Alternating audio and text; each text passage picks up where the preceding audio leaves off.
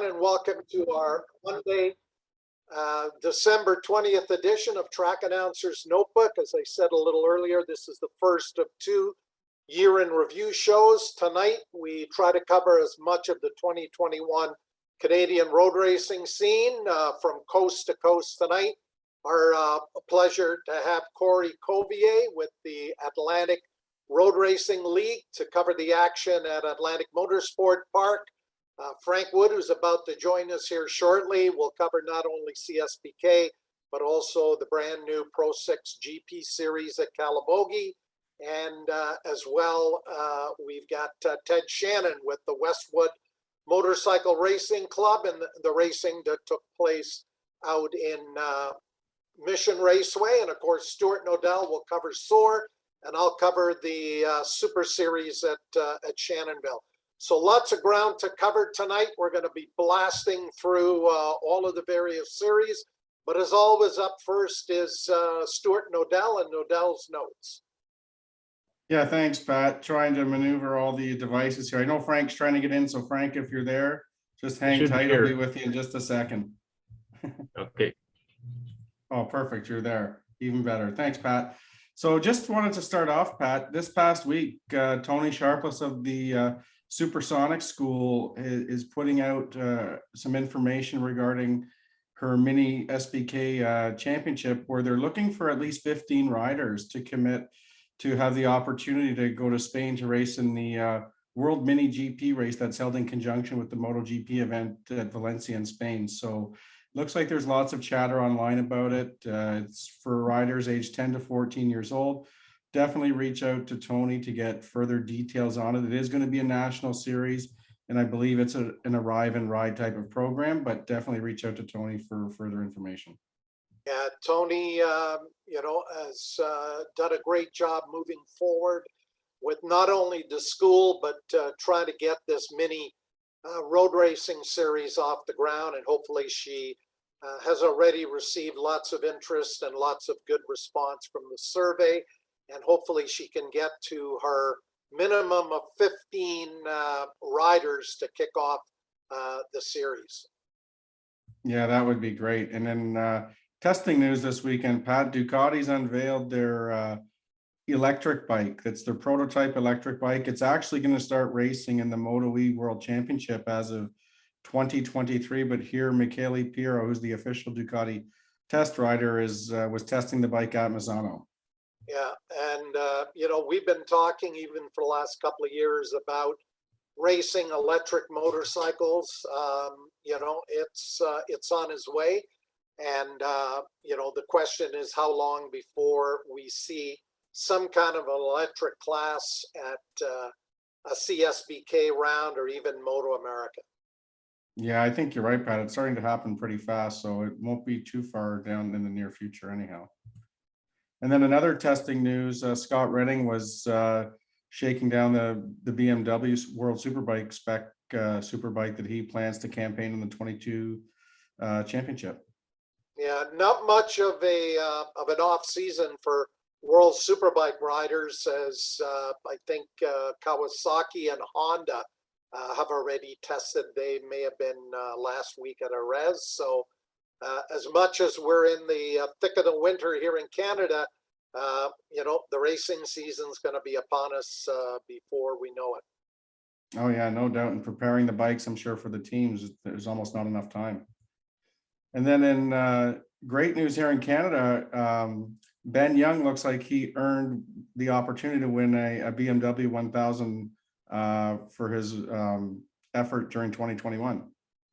Well, BMW Motorrad's been running this program for quite a number of years. I remember it was a few years ago when Jordan Zolk was racing BMWs that I think he picked up a check of about $30,000 for being the top scoring BMW mounted rider in a national series.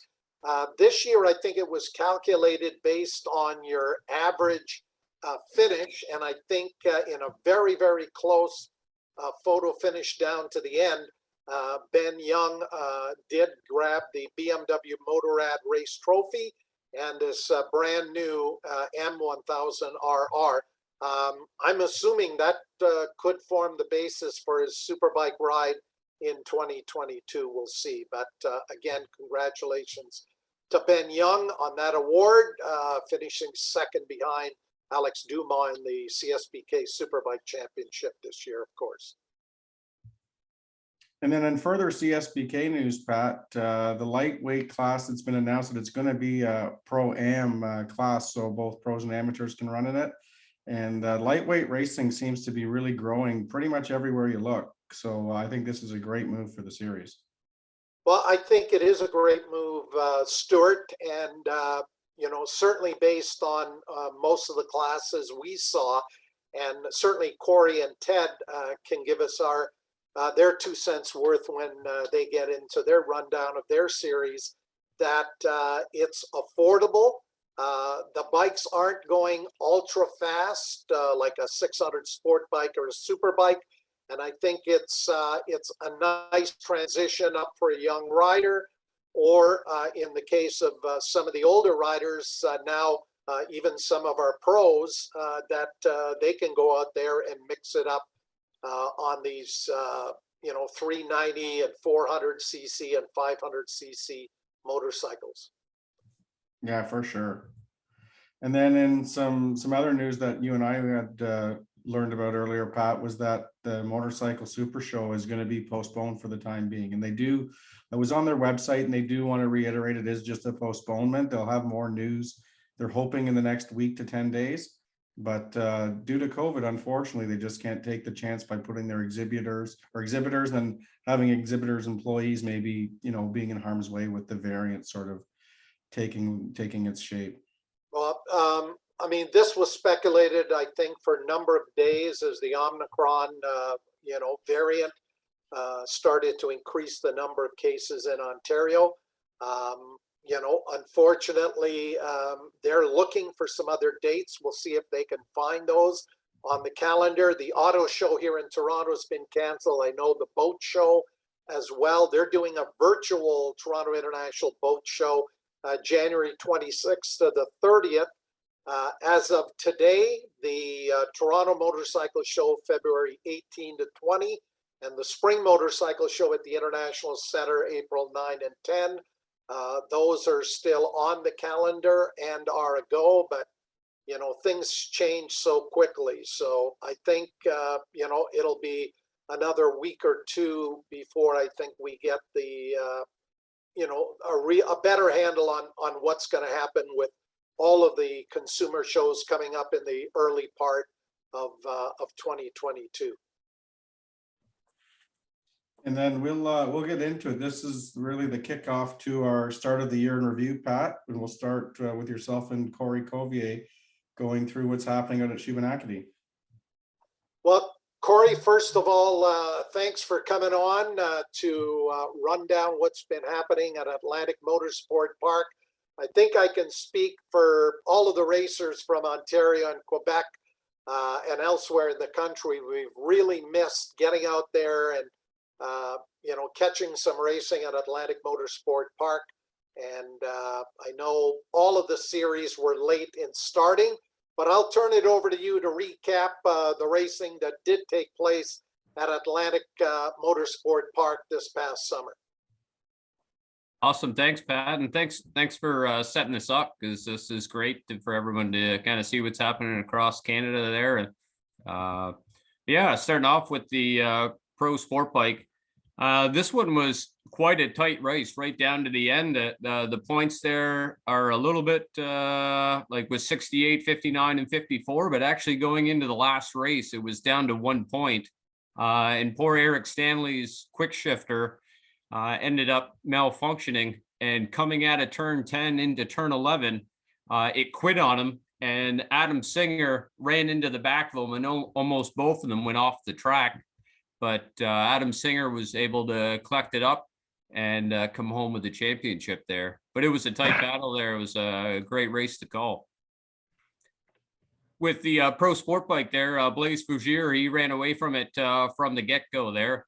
Eric Stanley was kind of chasing him down, trying to get that win all season. And then the rain was the great equalizer in round 4 and it was a great battle there at the end as well between him and Blaze.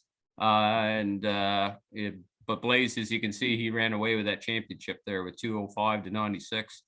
We had Adam Singer there in third, and Mario Richard, and then Richard Thompson, who was in the lightweight category for quite a while, and he stepped back into the 600 there, and he was flying right out of the gate this year. Corey, before you go on to the some of the other classes, which of your local Superbike and Sportbike riders, when the CSBK series gets out there in July, do you think will be able to jump in there and be competitive? With the pro side, Pat? With pros on the pro side right now, yeah. I'm not sure who is going to step into that with the pro side. I know there's a few with the amateur side. With the pro, Richard might get in there. Maybe Mario. But there's some pretty fast guys there. Any of them that are on the top here that would be able to give it a go there if they end up deciding doing that next year. Okay, there's our amateur classes. Yeah, this was a great one to watch there. You can see there, John Fraser made his way to Ontario there this year, and he's been the superstar at the track. And with the talent that John has, it's kind of brushing off, I find, at the racetrack. It's kind of built this kind of camaraderie. I know when he was out there in Ontario, everyone was tuning to Speed Hive and Race Monitor, really cheering him on. So it was great to see him out there, and look forward to see him in the CSBK there coming this year. He's going to be a force to reckon with coming out of SARL. But there you can see it's kind of close with the amateur Superbike and Sportbike. They tend to, with the amateurs, have a 600 and run both classes. They tend not to have a Superbike and a Sportbike.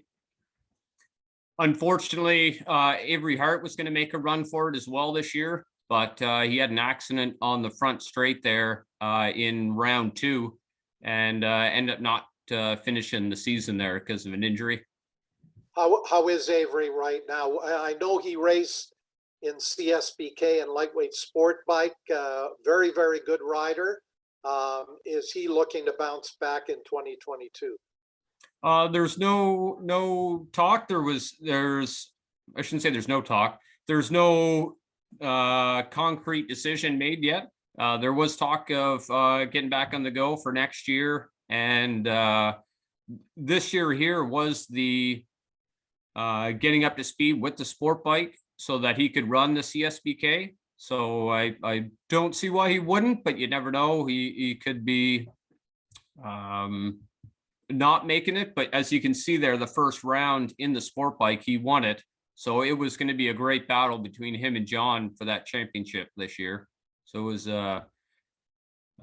glad he's okay, but it would have been great to see them two battle it out throughout the year, because Avery Hart really picked up on the 600.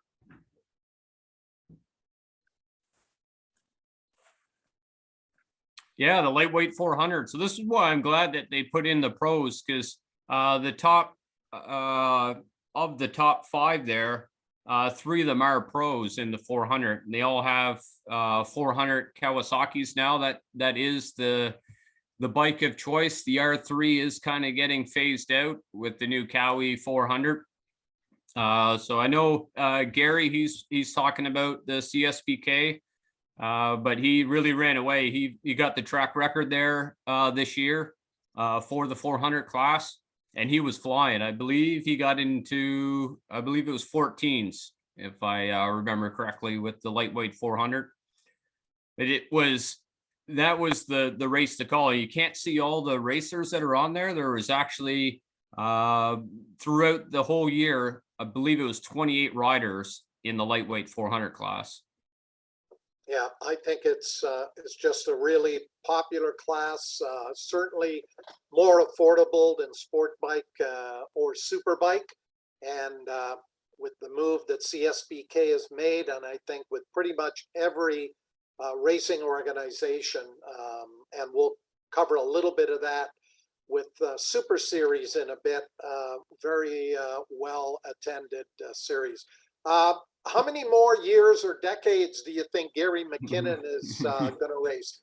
We'll talk about an older rider. I don't think Gary's quite 73, but he's up there and still knows how to get around not just Atlantic Motorsport Park, but any racetrack. I think he's getting faster. I know Gary, I've started going to the track only since 2018, but since then, I think he's gotten faster every year. So he's an inspiration whenever you get tired.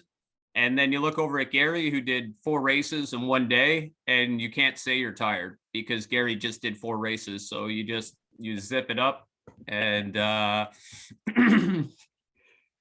and go back to the gym. All right, good advice, Corey. Any other classes, Corey? Maybe you can just give us a cap on how you guys made out at Atlantic Motorsport Park, dealing with COVID-19, and what your aspirations are for 2022. Yeah, we had another one was the Formula FM. That was great, just showcasing the women talent there that's in Atlantic Motorsport Park. It was a great battle between Stephanie and Courtney. Courtney was on a 600 and Stephanie was on a GP 125 bike. And it was interesting to see the corner speed versus the horsepower down the back straightaway because they both had the same lap times. So they were, Courtney would get her down the back straightaway, and then Stephanie would take her in the corners, and it was just a fun race to watch. And Adam Roberts is the one that's in her corner, helping her with the bike, tuning the bike, and giving her some advice there, some tips for riding. So he's at the track there every round. It's good to talk with him. Our year, it started off like all the other ones. It was late. We thought we were going to start early because our numbers were really low here in Atlantic Canada. But then all of a sudden, out of nowhere, our numbers started to pick up and the lockdown started to happen. So we got pushed off as well into June. But the SRL executive team really put in so much work with regards to talking to the government, and even getting us started in June was only to all their effort that they put in. So it was hands off to them for all the work that they had to put in to get us racing when we did. Well, Corey, we want to thank you for running us through the action out there at Atlantic Motorsport Park. I hope to get out there in July and get a chance to maybe grab a microphone and work with you. But I will say we will hopefully get a chance to announce, but as you and I discovered, I announced your dad's races back in the early years at Shannonville, Rick Covier, and also your uncle, Lucas Ruskell, who ran at Shannonville in those early years. So you come by the racing and the announcing honestly. Well, I remember being on his shoulders, walking through the pits and hearing your voice, and it was what made the racing what it was back then. So it's just an honor to be on here, to be honest. It's all right. Happy holidays, Merry Christmas to you, and all the best in 2022. Feel free to stay with us as we go across the country. And up next, Frank Wood has joined us. Frank looking after the PA for the Pro 6 GP race series. Frank, good to have you on Track Announcers Notebook. Thank you very much, Pat. It's good to be here. Finally, I had 2 invitations that I was unable to take advantage of, so I'm very pleased to join the forum here. And hello to Ted, and hello to Corey, and evening, Frank. To everybody across Canada. You picking me up okay? Yep, Aaron, you're perfect. We'll let you blast through the Pro 6 GP championship results. Yeah, and as you can see there, we only had 4 rounds total, and combined 2 into the first round. Michael Don actually ended up with a bit of a gift at the end of the year, in that in the final race for the Pro 6 GP championship, Sebastian Trombley and Tom Casas, who had been duking it out up front, ended up tangled amongst each other and went down in a heap, and Michael Leon inherited that number 1 plate. And certainly no disrespect to Michael, a great rider and a tremendous sponsorship guy. You know, he's represented Royal Distributing for a number of years now, and they are solidly locked in. He does a great job for them. He does a great job on the racetrack as well. And albeit for some bad luck, he might well have been, you know, running in the points, you know, right up front with Casas and Trombley, and he was running in third spot, obviously, in the point system when those two guys crashed out. So congratulations to Michael for sure. Yeah, and Jordan Royds making a third place finish in the pro ranks. That was notable in that this is his rookie season. Royds enjoying some sponsorship from the IBEW and showing very well for them, not only in the Pro 6 GP series, but also in the Sport Series and CSBK as well. Yeah, he was a busy racer and has been on the show here a few times. Let's move over to Pro 6 GP, Pro Sport Bike. Well, here again, Sebastian Trombley, as he did in the Liqui class in CSBK, totally dominant, winning all 4 rounds. Philippe Massé, who got second spot in that round 2, sorry, third spot rather in round 1. It was the one that I wanted to touch on was, let me get this straight, second in round 1, sorry about that. But that was came as a bit of a gift to him, and he was totally overcome on the podium as a result of that. But another 2 of the guys that come out of Quebec, a very, very strong effort coming out of Quebec with the Turcotte Performance team mostly. There are other teams as well, but very, very strong, particularly, of course, up at the Calabogie track, the closest track to them. And as you well know, and the other guys probably know as well, that we don't have a facility in Quebec just yet. Hopefully we'll have one coming for 2022. And it looks like a dominant performance by Anthony Bergeron in amateur superbike. In amateur superbike, indeed. We have to take note also of Brad Mcrae. I was definitely wanted to make note of him. Brad is a survivor and showed extremely well, not only the Pro 6 GP series, but also down at the Super Series at Shannonville and in the National Series as well. Mcrae taking the Amateur National Championship and then moving into the pro ranks for the final round of CSBK up at Calabogie and acquitting himself very well. I failed to do some research on this, Pat. I think he was either 5th or 7th in the final in the Liqui class race in CSBK. So a terrific season by him.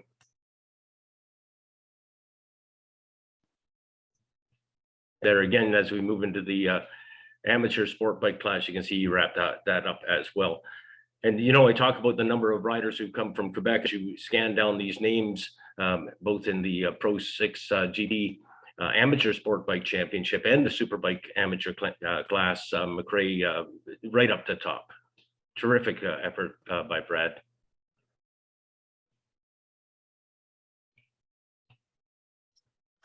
Oh, and Mackenzie Wheel, yes, Mackenzie took the championship in the amateur lightweight class. Not quite the same story in the CSBK class, and most unfortunate happenings there. We'll touch on that when we get into CSBK.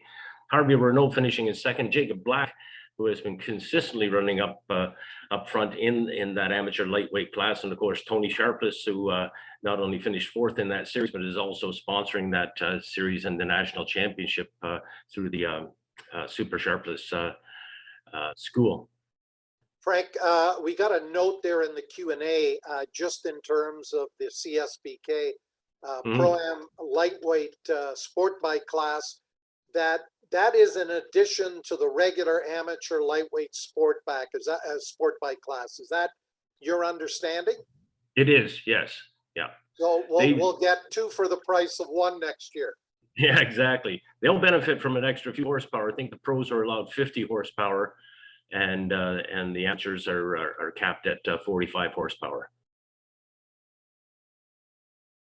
That incidentally, Pat, should make it very interesting indeed when we see some of our hot amateurs going against the pros with less horsepower and perhaps a little more bravery, a little less weight in some cases as well.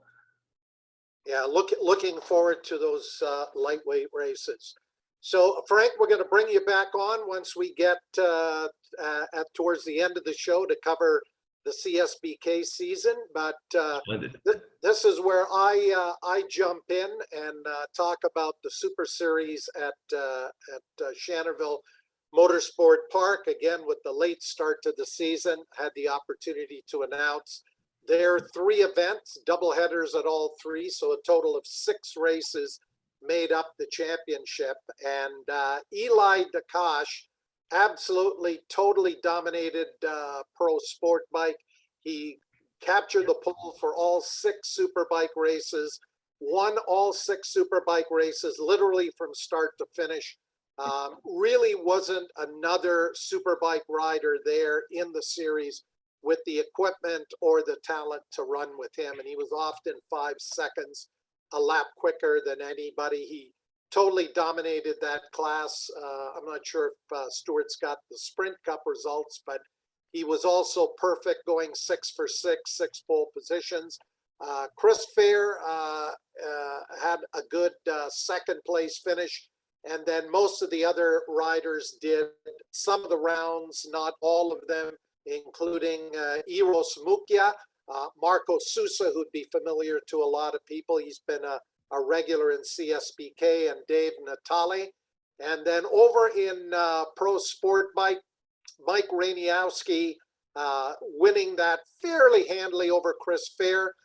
Marco Alessandrini and Marco Sousa, again, running partial series, ended up 3rd and 4th. And James Collins, Frank, you are probably aware of this story, went to the final CSBK round. He couldn't get his Yamaha to make it through Sound Tech. He packed up, came to Shannonville, and ended up winning the race on Saturday, finished 2nd to Louis Raffa on Sunday. So it was good to see James back racing again after almost 10 years of dealing with cancer, but a really talented, great rider. And I think we're going to see a lot more from him in 2022, particularly in the CSBK Sportbike class.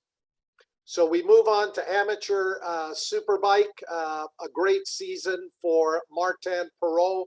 Won 4 of the races and was consistently the fastest.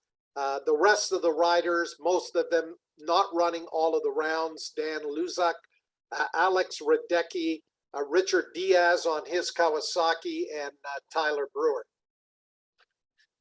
And then in amateur sport bike, Drew Weber was the class there. He ended up winning 4 of the races. Eric Quinton, consistent throughout the season for 2nd. Wes Barnes.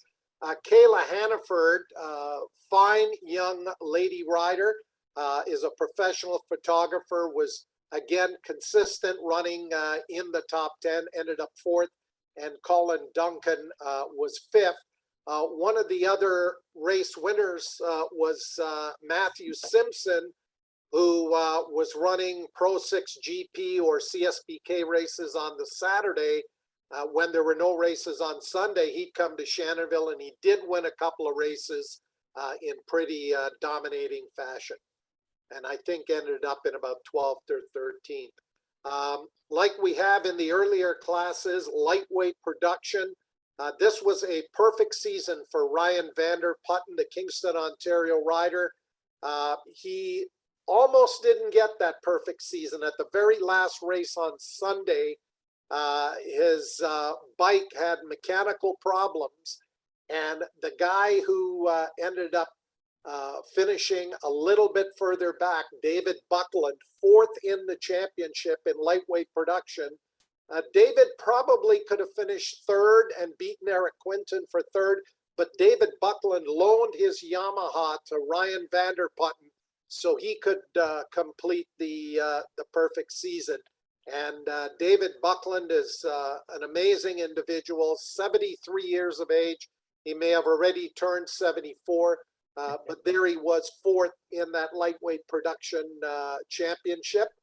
And a couple of the other guys there I'll mention. Miles Keller, talk about a late bloomer, did a track day a few years ago and then started racing a KTM 390, ran a bunch of the lightweight classes at Shannonville.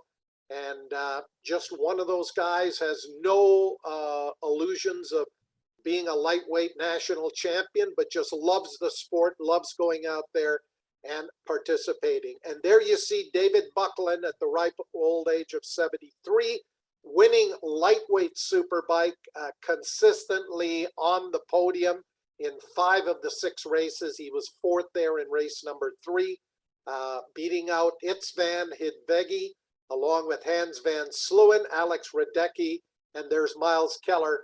His best result of the year was that 5th in lightweight superbike. And I wanted to wrap up. I think this is our last slide, Stuart. We always look ahead to the following year to say, who are the new emerging great talents? And both Tyrone Tavares and Jordan Dakari, you can see the battle they had for the novice championship, finishing just 15 points apart. They exchanged wins and second place finishes throughout the season. And look for both of those riders. I'm not sure if they're going to look at doing some CSBK amateur sport bike or continue to run at the Super Series. But Jordan Dakari and Tyrone Tavares, 2 up-and-coming, very talented amateurs. Adam Pearsall 3rd, Jamie Burgraff 4th, and David Ivanchek rounded out the top 5. So some good novice riders coming out of the season. And Stuart, we'll hand it over to you to cover the stuff down at Grand Bend Motorplex with the Southern Ontario Association of Racing.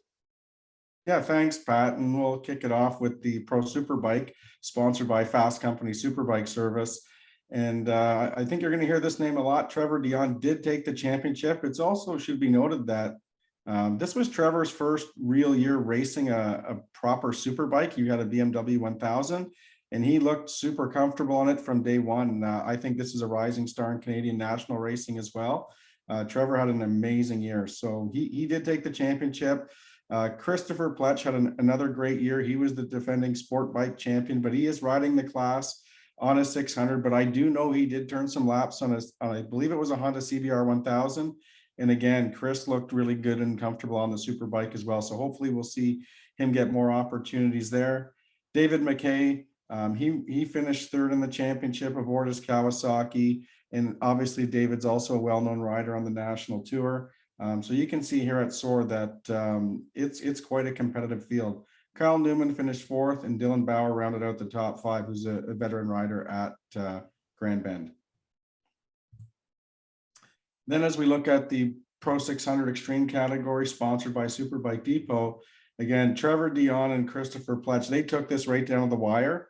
And Trevor Dion did get the upper hand and did take the championship. And again, he was pretty dominant in this class throughout the year. But what should be noted is the person coming in 5th place, Reg Pay, was an amateur rider bumping up, as he did most often. And Reg, quite week to week, was really fighting for those podium positions. He was quite competitive, so I would expect him to be a competitive pro as a rookie pro. 3rd place was Dylan Bauer, and David Mckay did finish 4th place in the 600 category. As we look at the Trackside Cuts amateur superbike class, Ryan White took the championship there over Jordan Bauer from that's Dylan Bauer's brother. And Reg Pay, you can see, finished 3rd in it, like Frank had also initiated earlier. And I'm sure you experienced the same thing, Pat, as a lot of the amateurs do ride 600s in both the 600 class and in Superbike division. Matt Simpson, who we've discussed, obviously had a busy summer. He did finish 4th in the championship. I think Matt's headed for black numbers next year. And Dan Luchek rounded out the top 5. And then as we look at the Pro Star Motorsports amateur 600 category, Jordan Bauer took the championship there over James Royce. Reg Pay, again, you can see finishing 3rd in the amateur class overall, but had some outstanding rides. Another real rain specialist, I should note as well. Matt Simpson finished 4th. And another up and coming guy at SOAR, Zoltan Frast, I watched a couple of his events this year and he was pretty competitive too. So a lot of these guys are from Southwestern Ontario. And like I said, SOAR offers a great competitive racing series. And then in the cycle shop lightweight superbike category, Taylor Lightfoot took the win over Norbert Jew. Evan Moriarty finished third and Grant Nesbitt finished fourth. And Mark Pritt finished rounding out the top 5 in the lightweight category. And that really rounds out the SOAR championship for 2021. I think they're going to make some changes, I think, Pat, for this coming year, where they're suspending one of the lightweight classes. But what SOAR has done is they do have an endurance race, and I believe it's going to be run on Fridays. And that's usually a 3-hour event, but I haven't confirmed whether or not it's going to run Friday afternoons or Saturday after practice, or at the end of the day, excuse me.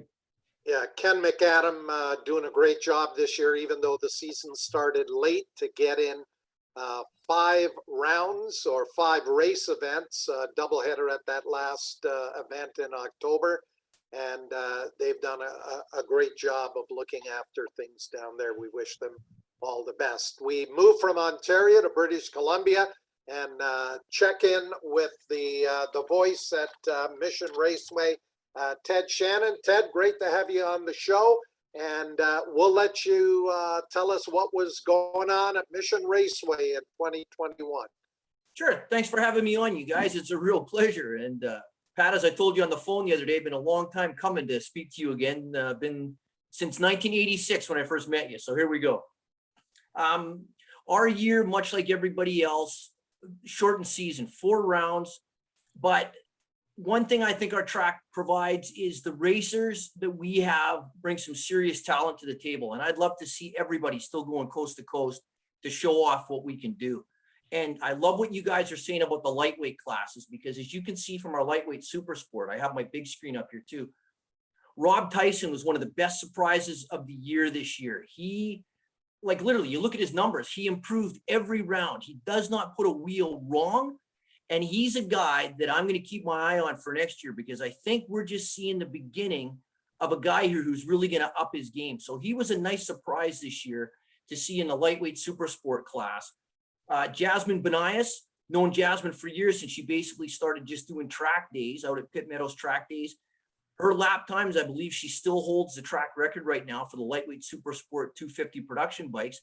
She's got some serious game. It doesn't hurt to have Spiro, her husband, in her corner. But 2 of the highlights of that class. This class has been one of our strongest ones for years. Can't see anything but big news with this class going forward. Let me get to this lightweight superbike. I'm just going to back up one class here, one page. Lightweight superbike. So lightweight superbike. You talk about old age guys, Troy Burstick. Can't say enough about him. I don't even know his real age because I don't think the calendars go that high. Troy, he was racing back in the 80s when I was out there for the Nationals. So isn't it cool when you think about it, Pat, when we think of the RZ350 Challenge and some of the friends that we've had, like Ken Lalonde is still racing with us, even though he took this year off. Troy, at the end of the races, I mean, he looks like he's been racing, but he brings game, much like the 73-year-old. I believe it was Mr. Collins you were just saying. I might have the name wrong. But isn't it a pleasure to see these guys still coming to the track and still putting the numbers down? It's unreal. I love to see it. I just love it. So Troy in lightweight superbike, as you can see, ran the table. On that motard, he literally is untouchable. The only thing he's not getting on the pavement is his helmet. He's leaving a lot of people shaking their heads in wonderment. So a fantastic season for him. Shin Furukawa is going back to Japan this year. I mean, you've seen a lot of racing, Pat and Stuart. This is a guy that I think if we were to go watch him on one of the big tracks in Europe, he's one of the best 250 style riders I have ever seen. So we had good racing from start to finish with all of our lightweight classes. Really, I could go on for 2 or 3 hours talking about how good and how competitive these classes are.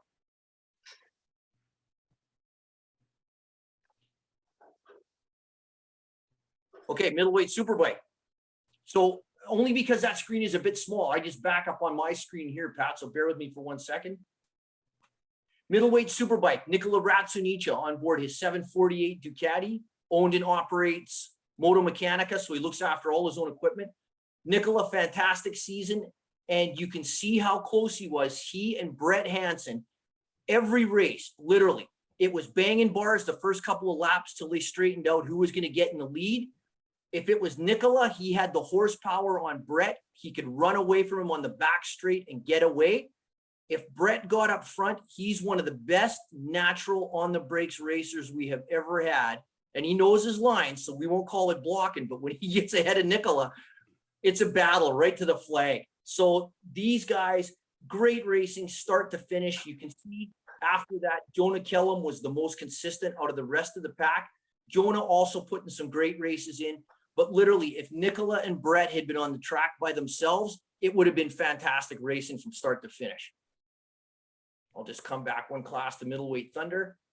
Troy Burstick, Brett Hansen, Jonah Kellum, Glenn Harrison, another old WMRC Westwood guy, Doug Cadlick, another old WMRC Westwood guy. You can see the consistency again of Troy.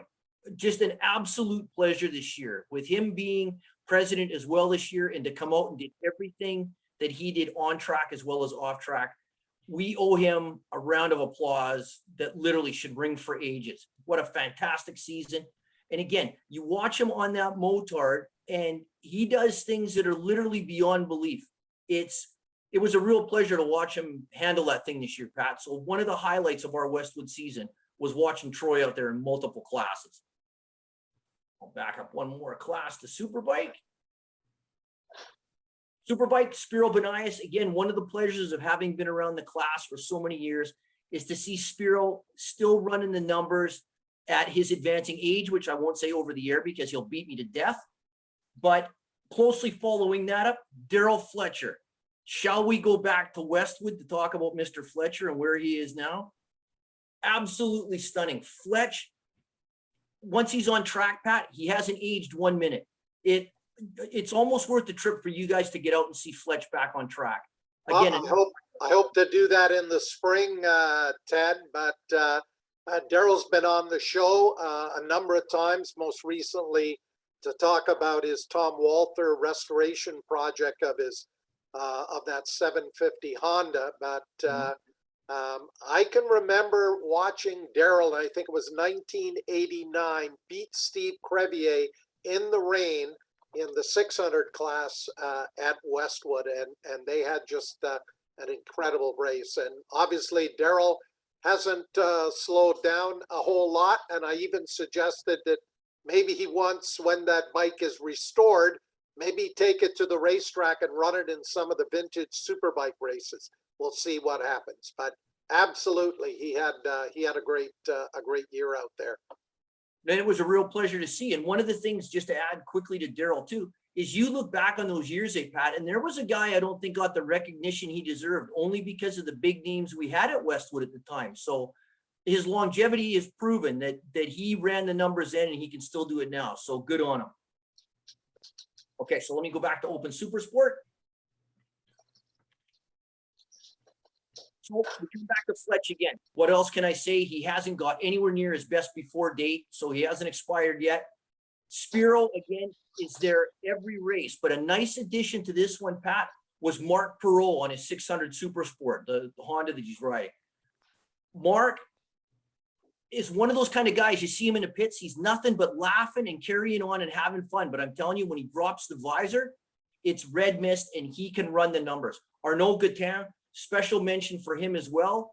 He races a lot with our mini club out in Chilliwack with the PCMRC. So he comes out to the big track every once in a while, and Arnaud can run the numbers. Like, it's a real pleasure to have some of these guys on track, because with our smaller grids, of course, you're going to think the racing isn't going to be that good.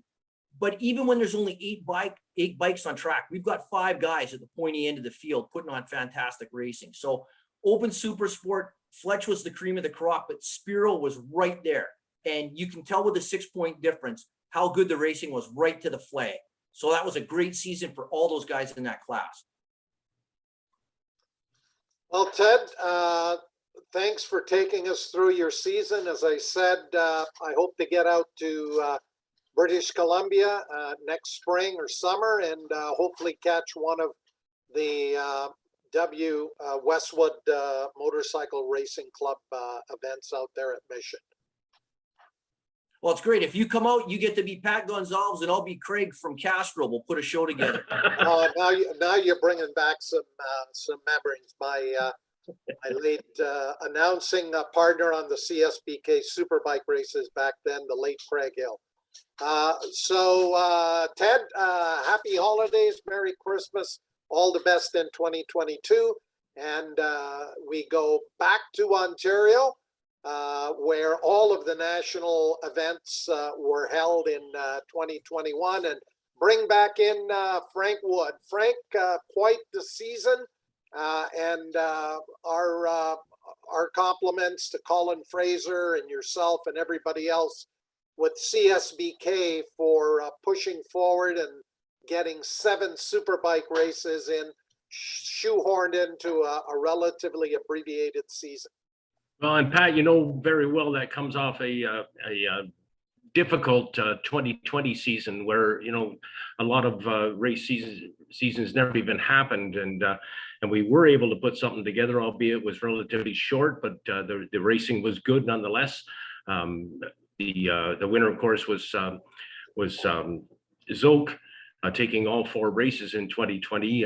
Things changed around in 2021, but again, I do want to mention 2020 because that was a very important year for us to get under our belt, and especially the fact that we got on TSN in a year where so many other series weren't even running or running a very abbreviated schedule. So that launched us into 2021, of course, and I can't go any further than to mention the help that we got from the International Brotherhood of Electrical Workers, both in 2020 and again this past year in 2021. They were outstanding in getting us on TSN for the most part races and sponsoring our starting lights. And you guys know, Ted and Corey, you know full well how very important sponsors are to a race series, and we were very happy to have the support that we had. And IBEW is just an example of the kind of support that we had to make it all happen. So yeah, in regards to the Superbike class, of course, that young brat from Quebec, he came up from his outstanding career in the United States of America and really laid the law down. However, I must admit, Pat, at the very first round in the first session of qualifying, we were really caught unawares because Alex pitched it up the track and ended up on his backside, and it was all of a sudden, oh, maybe this guy is beatable. But of course, he came back and laid rest to the rest of the season after that. Ben Young got fast qualifier at the opening round, as he did at Mosport again, or Canadian Tire Motorsport Park. And Ben and Jordan and Trevor's most certainly to a certain extent were the only riders that could really put to Alex. He seemed to be in total control, especially at Calabogie Motorsport, but he also did an outstanding job at Canadian Tire Motorsport Park as well. Now, having said that, I do need to mention Jordan Zolk, of course, because there was a point in this year where we really could count him totally out of it, especially after the first 2 rounds at Calabogie. But we went to the triple header at Mosport again in the first of the 3 races there. Jordan, very sad qualifying effort. I think if memory serves me, he was 9th fastest qualifier, and we've never seen him that far down on the grid. They were having a lot of problems with the new Kawasaki and what have you. And after that first race, Jordan was beside himself. I've never, ever seen him so angry, or any other rider for that matter, Pat, in our paddock. He was just absolutely very angry. Came out in the 2nd race, won it, came out in the 3rd race, won it, and just all of a sudden it was like, yeah, he's coming back again, and perhaps he's going to have that fight for 15th that you quoted early on in the year. But as we know, it all kind of fell apart, particularly through the early part of the season. He just wasn't able to recoup from it. But nonetheless, in my mind, Jordan had an outstanding season. I'm very much looking forward to him coming back in 2022 on whatever brand he might end up on. So Frank, as it stands right now, I haven't heard a confirmation on Alex Dumas back with Suzuki, unless we missed it. Ben Young, I'm pretty sure is going to be with BMW now that he's got that new M1000RR. Jordan, I guess we're waiting for an official announcement, and then Trevor Daly, probably on Suzuki, and Sebastian Trombley, now that I think he might be focusing a little bit more on the Superbike Yes. and not the Sportbike machine, I think could be a factor in 2022. No question about it.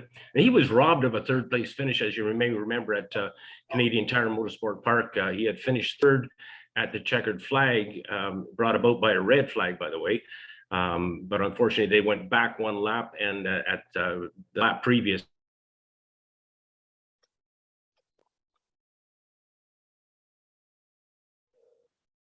We lose Frank there, Stuart. He's showing that he's here unless he just dropped there, but he was, yeah, he may have just dropped. Okay, just maybe give him 30 seconds. What up? Maybe you can flip to the. I think we want to move on to pro sport. There we go. Yep, There we next go. slide. Yeah. I'm getting a note here. My internet connection is unstable. Are you still picking me up? Yep, I got you now, Frank. Okay. Go ahead, Frank. Yeah, it's something new this year, introduced for the 2021 season was the Constructors Championship, and Suzuki took that, of course, as a result of the performances put in by Alex Dumas and Trevor Daly. BMW backed up, of course, with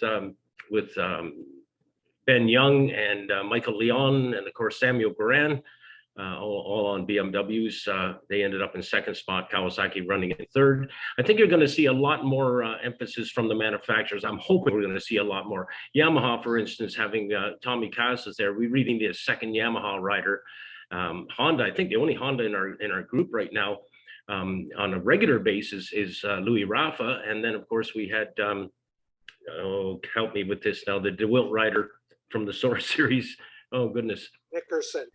Thank you, Stephen Nickerson, riding on the Honda 1000. So hopefully we'll see more interest from the manufacturers. I know Suzuki took great pride and actually had a note on their website indicating that they had taken the Canadian Superbike Championship Constructors Championship for this year. So I think it was a great addition to the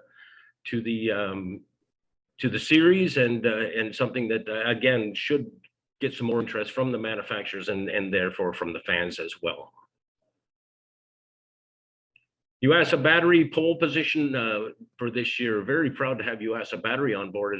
Again, I touched on sponsors who helped make it happen. US, of course, US Battery is owned by Honda, and they came on board for our pole position championship. And Ben Young taking that overall championship with fast qualifier Calabogie, and again at Canadian Tire Motorsport Park, and took the King of Most Sport award. You'll remember that one, Pat. It's been resurrected, and Ben Young wore the crown this year at the end of the Most Sport races. On to Liqui Pro Sport Bike, dominating performance by Sebastian Trombley. Again in 2021, and his final race of 2021 was his 9th Liqui Pro Sport Bike National Championship win in a row. I don't think anyone has ever done that in either sport bike and or superbike. So an outstanding performance by Sebastian Trombley. The Shaker continues to ride. Brand new daughter as well, brought into the world this year. Juliette has joined the Trombley family. The sad news, though, Pat, is that when you mentioned that Sebastian is likely going to Superbike, he has confirmed he's definitely going to Superbike and most likely not riding Sportbike. And it's a shame because in all the years he's been competing in Sportbike and coming close to that championship, the year that he won it, it looks like he's going to vacate the class and he will not have a chance to wear that #1 plate. Most unfortunate. David Mckay put in some great rides this year, learned his lesson a couple of times, pushed beyond the limit, and learned a great deal from it, and put together a very consistent season within the CSBK series. Philip Massey as well. A bit of a comeback for him as he'd gone into a bit of a hiatus and was kind of sporadic in his appearances at CSBK. Came out for the full season this year and did an outstanding job. And again, on a Kawasaki. And again, the top 3 of the top 4 riders are based out of Quebec and mounted on Kawasaki's. Hats off to Louis Rafa, by the way, for bringing that Honda in at 5th. Yeah, and our AIM Insurance Amateur Superbike Class, Bergeron taking that with an outstanding performance. It was questionable at times as Pascal Bastien actually had a run at that championship right up until the last 2 rounds. Alex Cleary having a good ride as well, ending up in 4th spot in the overall in that on the BMW. So BMW totally dominating that class with the exception of Pascal Bastien, who was on the Yamaha R1.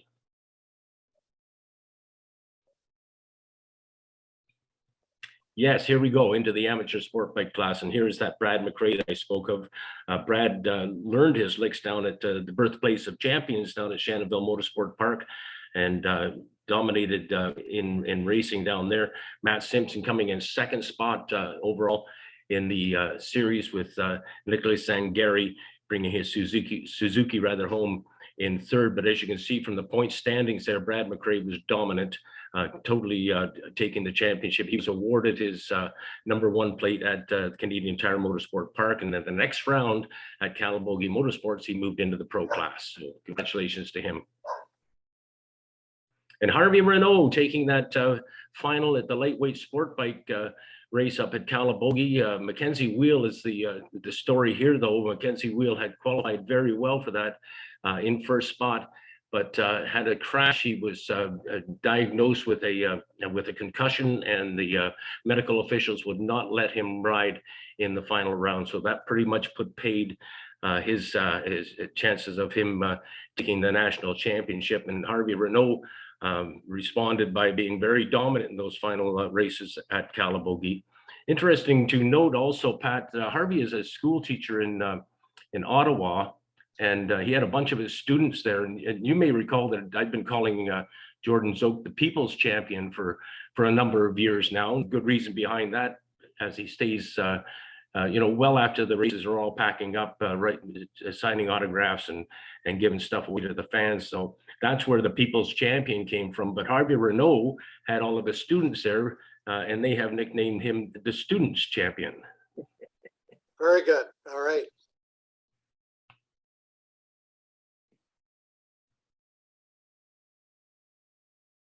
All right, that is it. Frank, thanks for that rundown on CSBK. This has been great getting together with everybody. We've got a couple of minutes to go. Stuart, I think we may have a couple of things in the Q&A. Let's have a look at those before we wrap up our year in review show. Yeah, sure, Pat. We've got a couple. And first off, I was reminded that at SOAR, Ken, in fact, was able to run all 6 rounds. 6th round was a double header, and they even had a 6-hour endurance. So they did do a fantastic job with getting everything in. And we've got Justin Marshall's asking all of you guys to maybe give one bit of, give some insight of any of the announcers have any races that stand out for them, whether it's Superbike, Super Sport, or any of the lightweight classes. All right, let's go around the video screen. Corey, we'll start with you. Is there a moment at Atlantic Motorsport Park that stands out in your mind, or a racer that you think is going to have an incredible 2022 season? The first thing that stands out for me is Mark Wilson winning the lightweight 250 class. That was a battle. That one wasn't up there, but it was 4 of us up there battling the whole time. And what makes me think of that one is Mark Wilson has put his heart and soul into the track. And for him to win it, everyone was cheering, clapping as he was coming off the track when they knew he won the championship. So it was great to see him because he's helped so many people, new people coming to the track. He's always the first to the pit to help them out. So that was the highlight, I think, from my side of things. Frank Wood, what about the Pro 6 GP, brand new series at Calabogie? Well, indeed, a brand new series. Unfortunately, we only got 3 rounds in last year, or no, sorry, 4 rounds. We did have one double header there, but that is a track that, as you well know, it's like 20 corners over 5 kilometers long, so it takes a lot of learning. The guys that are running there on a regular basis, Michael Leon, for instance, who teaches with the Pro 6 track day up there, has an intimate knowledge as to a lot of the Quebec riders. I could see Leon coming back strong next year again, consistently strong, I trust.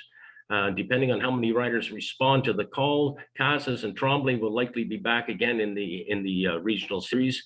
We'll see how things play out, but right now I would put a strong hand on Trombley next year. Thanks, Frank. For me, with the Super Series, having had the opportunity to announce all 3 of their events, all 6 races this past year, what stands out for me is Mr. Dave Buckland, who won a championship, was right there in the other lightweight classes. And it's just refreshing to see with really a youth movement going on in motorcycle road racing, not only here in Canada, but around the world, that here's a 73-year-old guy who is still having the time of his life going out there and racing, 6 times at Shannonville and winning a championship at age 73. So we go to Stuart and Soar. Yeah, thanks, Pat. I think for me, the overall part of what I enjoy about SOAR is just like you were deciding or mentioning the camaraderie. They've got a great community of racers there. Everyone's really supportive. It's good competitive racing, but at the end of the weekend, everybody's had it fun. They leave the track with a smile on their face and they're always looking forward to going back. So and then I guess in terms of rider talent, like I said, I think Trevor Dion's going to be one to watch for. I think he's a legitimate shot for the National Sportbike Championship coming up in 2022. And I'm looking forward to watching his development. And like you guys, all the lightweight classes, that's the one thing not being as closely connected to the East Coast or the West Coast and everywhere in between. These lightweight classes, they're going to have a potential to produce some awesome talent along with Tony Sharpless's Supersonic School. I think there's a great future in Canadian racing. Ted Shannon, what about your thoughts on what you saw at Mission Raceway? Okay, so 2 things. And the first one is the beauty of watching Nick Dudziak get his first win this year on his Yamaha R1. Known Nick for years, and here's a guy, you talk about a workman coming out, mid-pack, moving up ever so slowly, and for him to nail his first win this year, the race that he had with Pletch was unbelievable. Like the slides those guys were getting out of turn 9 onto the front straight, I'll never forget. That was magic. The second thing is Andrew Van Winkle. Put that name aside. We're talking about youth and how we want to see people move up. Andrew Van Winkle is sort of being looked after by Kelly Bell, longtime WMRC friend. Kelly is the kind of guy you always want to help you out when you're in a pinch. But remember that name, Andrew Van Winkle. I think we'll be talking about him because he's a good kid. And that's what we need to see is more kids getting involved. We really need it. And Tony Sharpless, that blows me away to hear what she's doing. That is unbelievable. That's awesome news. Frank Wood, your thoughts on CSBK? Yeah, I'm going to touch on Trevor Dion for a moment, if I may. We're talking about lightweight riders that have moved up. The last time I saw Trevor Dion at CSBK previous to this year was down at Grand Bend, where he won down there. I believe that was his only appearance on the series that year. Came up to Mosport this year at Canadian Tire Motorsport Park and did very, very well indeed, and was waxing eloquently about his new sponsorship and what have you. And therefore, we found it quite a disappointment that he didn't show up the final round at Calabogie Motorsport Park. But when I look at next year coming up, Pat, I'm looking at young and old in our Superbike class. I'm looking at Dumas and Zolk. Zolk at the end of the year really, really impressed me. That man is far from finished. And irregardless of what he rides next year, I think he's going to be a factor. He's going to be, he'll be there. There were some key mistakes that were made this year that I think are going to be rectified and won't happen again. And I think Zolk is going to be the man to beat again next year. I may be going out in the line a bit on that one, but between him and Dumas, I think that's what it's going to come down to. Stuart Nodell, last couple of questions and then we'll wrap it up. Okay, just a couple of quick thoughts here. We got Sean Durrell's commented to Ted asking if that him and Doug Cadlick are hoping that he's going to be doing the tower in 22 at Mission next year. They need to know. I'm in. Awesome. Then we've got a couple from Andy Hill just saying to Frank that he's looking forward to seeing in July. Coffee's going to be on. And Corey, if you have any thoughts of going racing, since you did such a great job announcing this year during your injury, if you show up with a bike next year, they're probably going to injure you again, so you can go back to the title. Well, they're getting nasty here, and it's just a few days before Christmas. Well, that is going to wrap up this edition of Track Announcers Notebook. It's been great reminiscing on an eventful 2021 season. I want to thank Corey Covier, the voice of the Atlantic Road Racing League and the racing out at Atlantic Motorsport Park. Corey, a lot of us hope to be able to get out to Atlantic Motorsport Park next July. To Ted Shannon at Mission Raceway and the Westwood Motorcycle Racing Club. Great to have you on, Ted. Hope to see you next year. And Frank Wood doing double duty here with both Pro 6 GP and CSBK.